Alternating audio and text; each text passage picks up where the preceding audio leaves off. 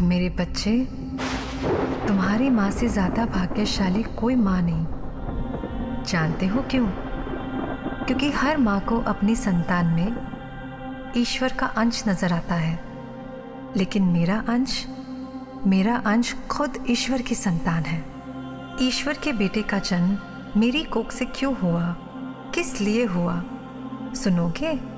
सुनोगे क्यों आया है वो मेरा बेटा बनकर, जिसे ये संसार एक दिन यीशु के नाम से जानेगा। ये बात तब की है जब ईश्वर ने अपनी छवि में इंसान को बनाया था, लेकिन इंसान ने इस जीवन की अहमियत ही नहीं समझी और पाप की राह पर निकल पड़ा। ईश्वर ने एक वादा किया था, जब पाप का घड़ा भर जाएगा, हमें मुक्ति दिलाने के लिए वो खुद अपने बेटे को भेजेगा। और पाप का घड़ा भरा जब राजा हेरोड का अत्याचार अपने चरम पर पहुंचा।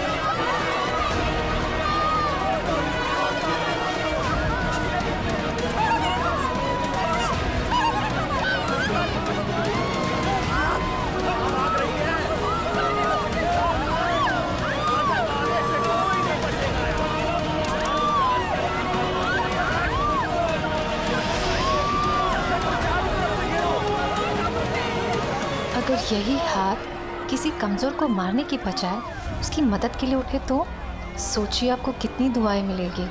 अपनी शिक्षा अपने पास रखो, हमें दूसरे गांव पहुंचना है, नहीं तो राजा के सैनिक के सामने जबान चलाने का मतलब समझाते हैं।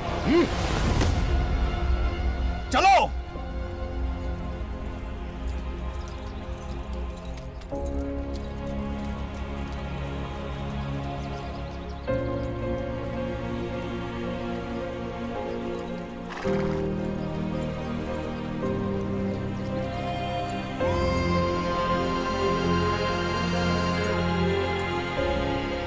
तुम ठीक हो?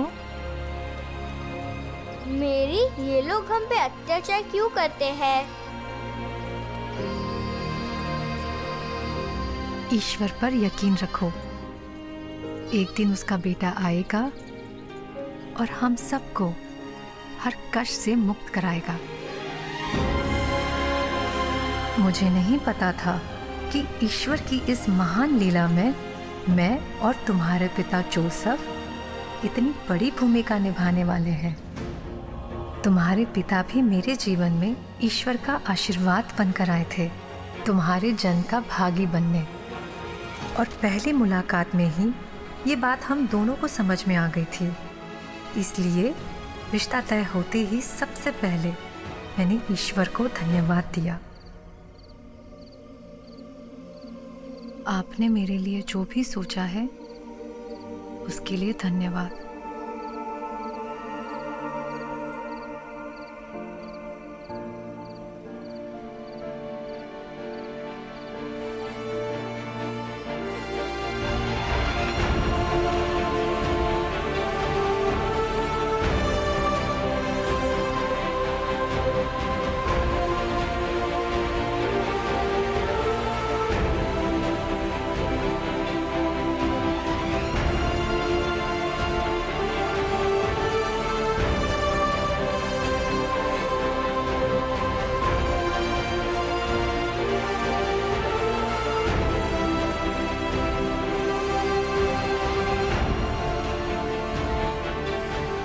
आज तक सुना था कि देवदूत होते हैं। जब संदेश ईश्वर का हो तो हमें उनका दूत बनकर आना ही पड़ता है।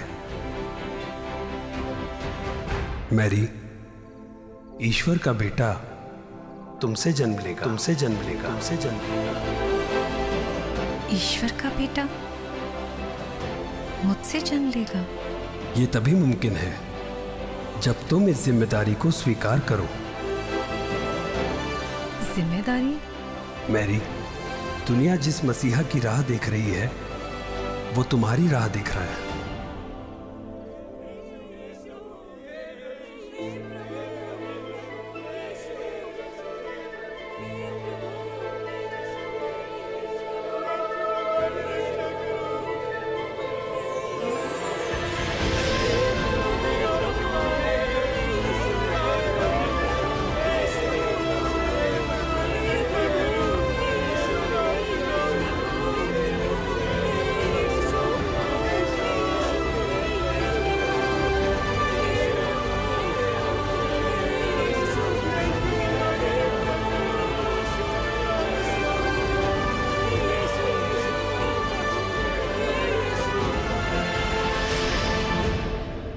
ये क्या देखा मैंने? भविष्य, जिसे हकीकत में बदलना या ना बदलना तुम्हारी हां या ना पर निर्भर करता है।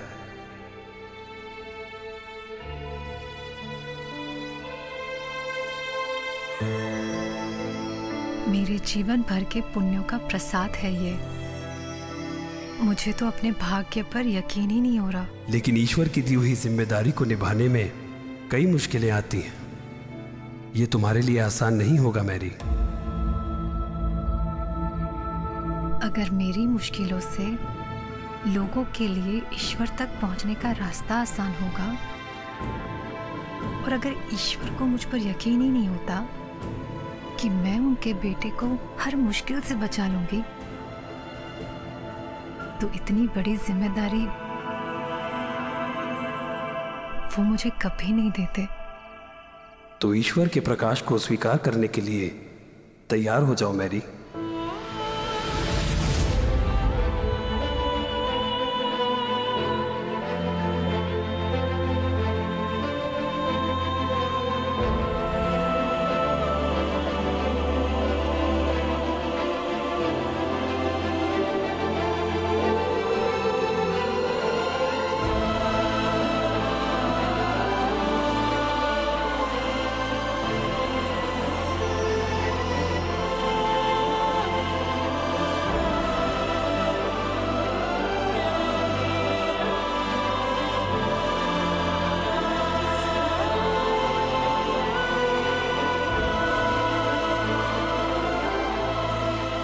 ईश्वर के प्रकाश के रूप में तुम मेरे गर्भ में आ चुके थे। मेरी नस नस में तुम्हारा सुख बहने लगा था। मेरी ममता तुम्हारे स्पर्श को तरसने लगी थी। एक ऐसी खुशी महसूस कर रही थी जिसका मुझे अनुमान ही नहीं था। मैं तो तुम्हें ईश्वर के आशीर्वाद के रूप में पाकर धन्य थी, लेकिन गांव वालों की नज़र में मैं गुनहगार थी और तुम मेरे गुनाह का सबूत।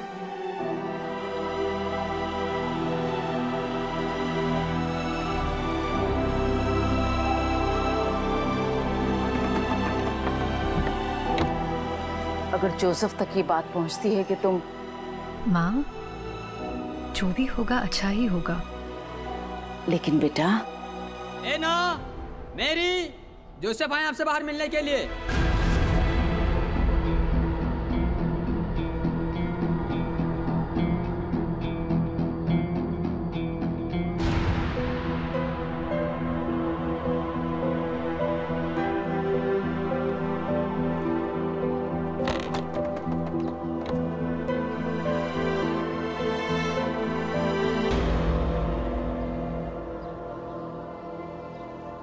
मैंने जो सुना है क्या वो सच है?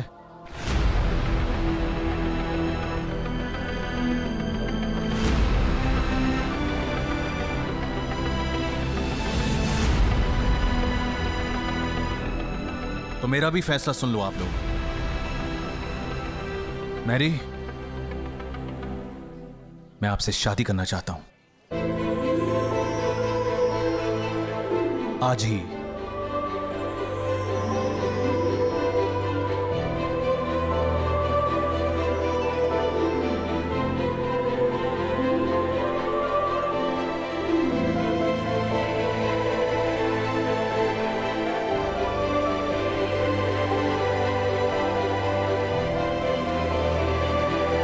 वो देवदूत मेरे पास भी आए थे। अब इस शादी में और देर नहीं होनी चाहिए ताकि ईश्वर के इस अंश पर कोई सवाल ना उठे।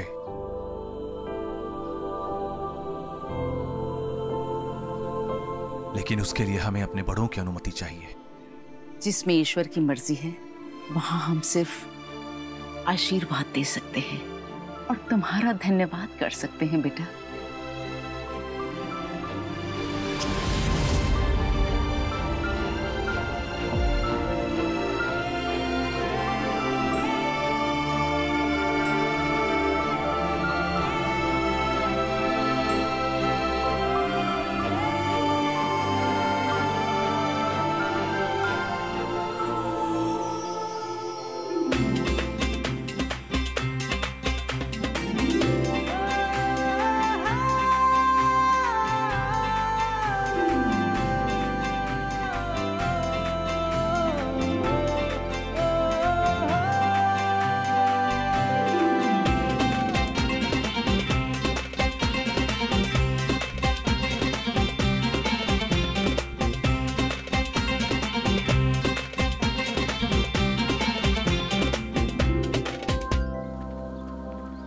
आइए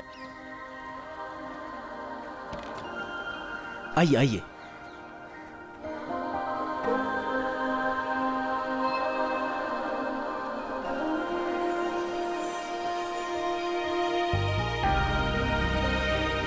आपका स्वागत है भाभी। यही हमारा घर है मैरी, यही हमारा संसार है। तुम, मैं, मेरा भाई और भाभी। मारिया। आज से मेरा ये परिवार तुम्हारा भी परिवार है। इतने प्यारे परिवार का हिस्सा बनाकर इतनी खुशियां देने के लिए मैं आभार तो ठीक है, लेकिन मैं तुम्हें इतना बता दूं कि रिश्ते में तुम भले मुझसे बड़ी हो, लेकिन उम्र और तजुर्बे दोनों में मैं तुमसे बड़ी। नहीं नहीं, इसकी आदत है मजाक करने की। आप लोग जाइए ना, जाके आराम कीजिए, थक गए होंगे। चलो।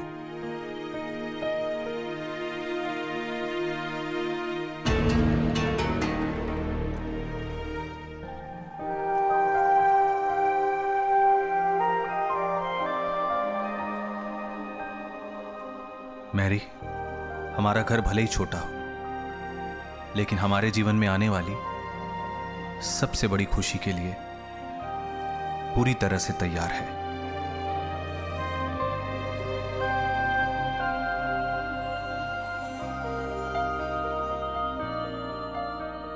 ईश्वर के बेटे की राह सारी दुनिया देख रही थी ताकि वो सबको अंधेरे से उजाले की ओर ले जा सके, लेकिन वहीं राजा हेरोड दुनिया को ईश्वर के नूर से दूर रखना चाहता था। पाप में लिप्त और शैतान की काली छाया से प्रभावित हेरोड और शैतान दोनों राज्य पर अपना प्रभुत्व जमाना चाहते थे।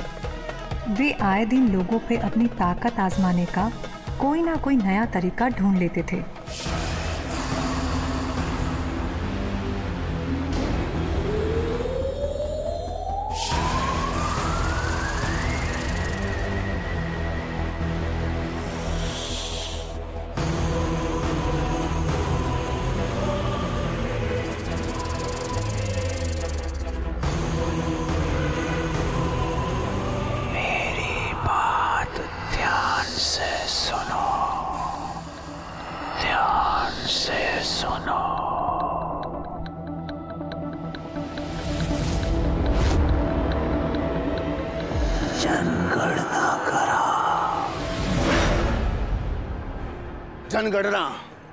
जनगणना कराओ, जनगणना। मुझे अपने राज्य की आबादी की सही गिनती चाहिए, और इस गिनती के लिए जो जहां पैदा हुआ उसे वही जाना पड़ेगा, ताकि मुझे पता रहे कौन कहां पैदा हुआ, कब पैदा हुआ और क्यों पैदा हुआ। जाओ। जी सम्राट। मुझे सब पता करना है, मुझे सब पता करना है, सब पता करना है। राजा हेरोड के आदेश के अनुसार हमें वहां जाना पड़ा जहां तुम्हारे पिता का जन्म हुआ था।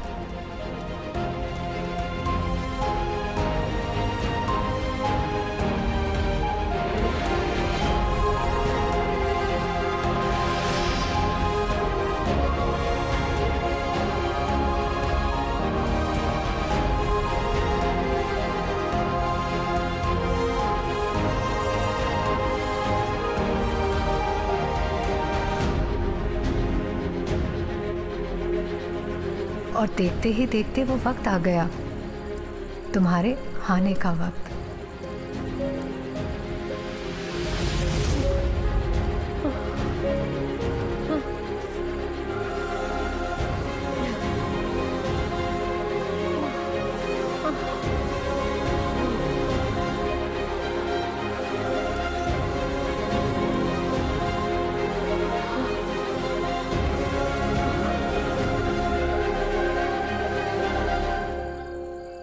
आज की रात बिताने के लिए कोई जगह मिलेगी? जनगणना की वजह से सारी सराहें भरी हुई हैं भाई।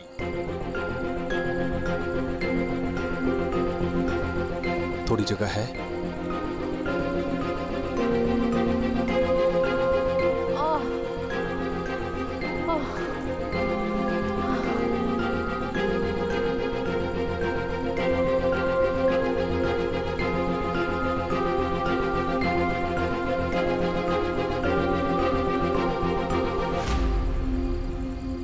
किसी भी सराय में जगह नहीं है। क्या करें? ईश्वर का पुत्र पैदा होने वाला है और हम उसे छत भी नहीं दिला पा रहे। पूरा संसार ही जिसका घर है, हो सकता है ना वो अपनी मर्जी से जगह चुन रहा हो।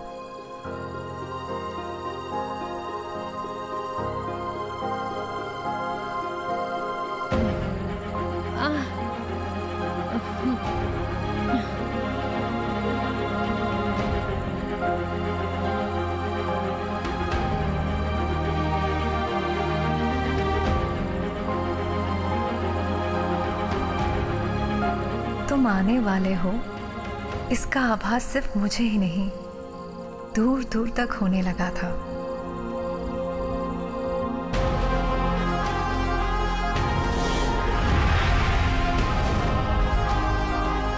वो आने वाला है, मैं उसे देखना चाहता हूं।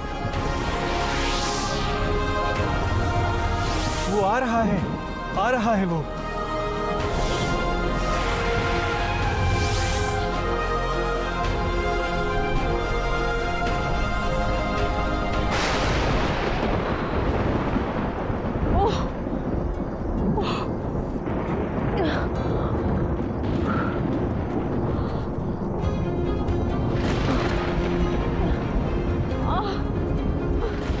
मैरी, तुम्हें इस हालत में इससे आगे और नहीं चलना चाहिए। हमें यहीं कहीं रुकना होगा।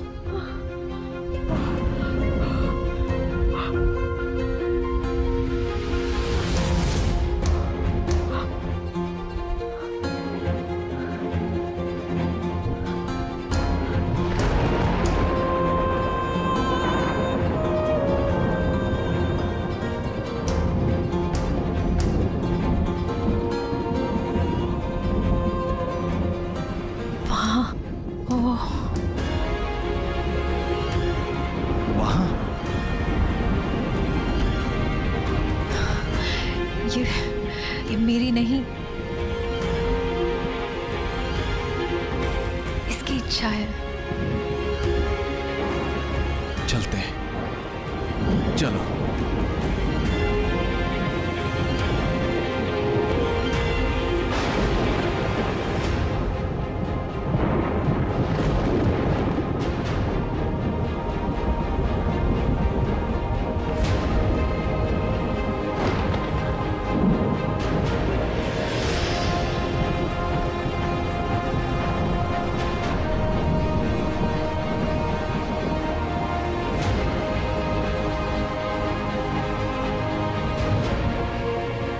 आज एक मसीहा जन्म ले रहा है।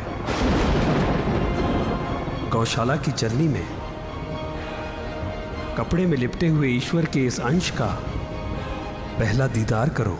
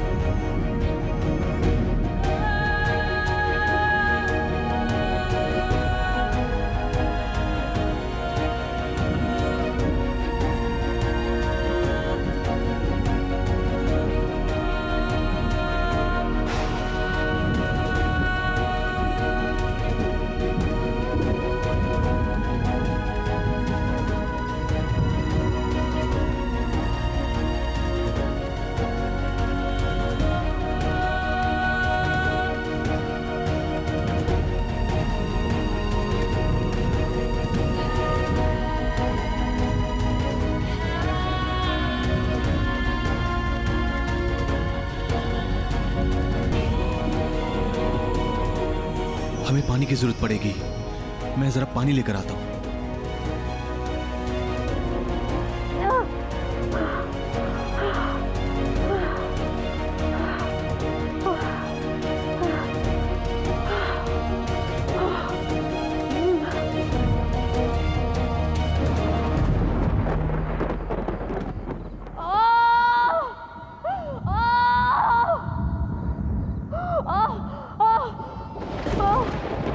Oh!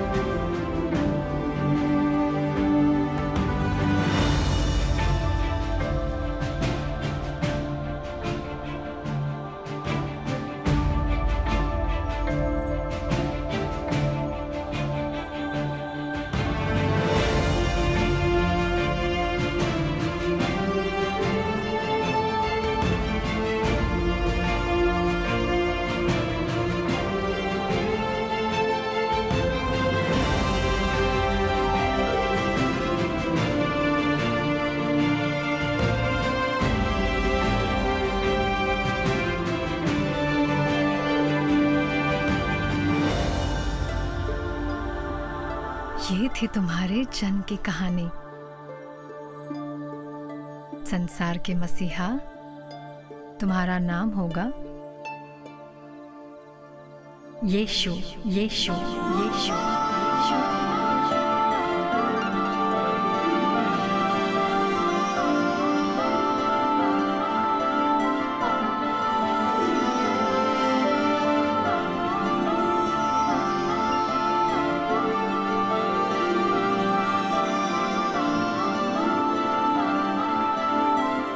यीशु। संसार को संभालना, पर अपनी माँ को मत भूलना।